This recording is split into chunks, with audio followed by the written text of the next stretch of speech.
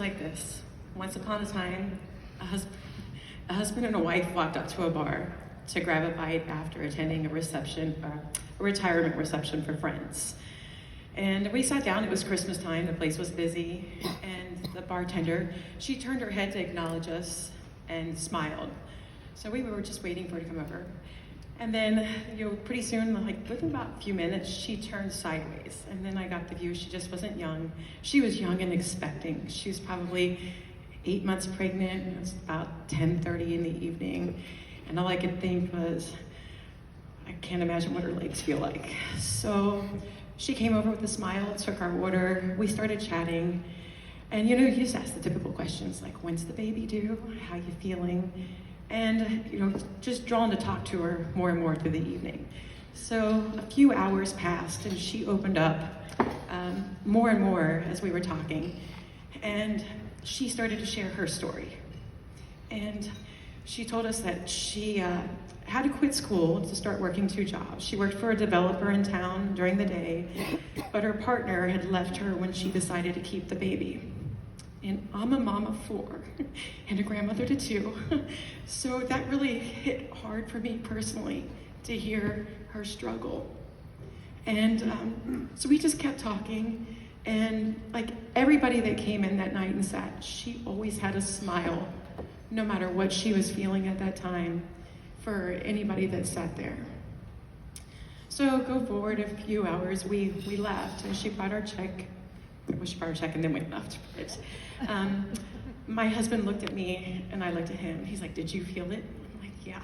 And he's like, well, do whatever you want. So I didn't want her to split the tip with any of the other wait staff. So I left our typical Christmas tip that we would leave on the check. And then I didn't have any cash, and I still carry a checkbook.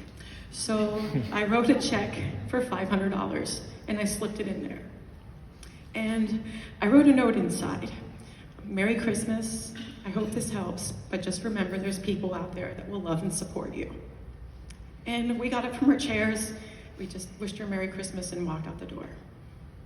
So if you circle forward, go 3 months into the future, I'm walking in the door from work, and my husband's going through the mail his once every 6 months stint of doing that. And he's like, looks like you got a card or a stupid invitation to a makeup party or something. And so I open it, and I didn't recognize the name on the envelope. It was a note from her. And so her baby had already been born. And the note said she wanted to thank us because she was at the lowest point in her life that night. She had lost faith in God, humanity, and just lost all hope. And she said we were like 2 angels that walked through the door. And she's like regained faith in humanity, and she was on the road to a better path at that point, after that evening. And she used money to buy things that she needed for the baby, like a crib. And I'm thinking, oh wow, we made a difference. Well, then you go forward about 9 months, and we're back. That's just a couple towns over from where we live. We were out with our kids, so we went into there for dinner. She runs out from behind the bar right to the hostess stand, like left her post, and hugged my husband and I. And then she's like, I'm gonna come find you on a break. I got pictures of the baby to show you. So our kids just looked at us like, what the heck just happened? And so we told them the story, and they were all smiling, and my oldest were like, that's pretty cool. And it goes back to what we teach our children all the time. We try to instill in them that you love like Jesus loves.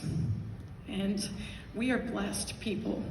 And it is our job to bless others and to invest in other people when we have the resources to do it. So it's our calling to do that. And we try to teach that to them every day, and I live by the mantra of to whom much is given, much is expected. But that's my story. And my hand said I've been served. She served us, but we served back, and you serve with your hands.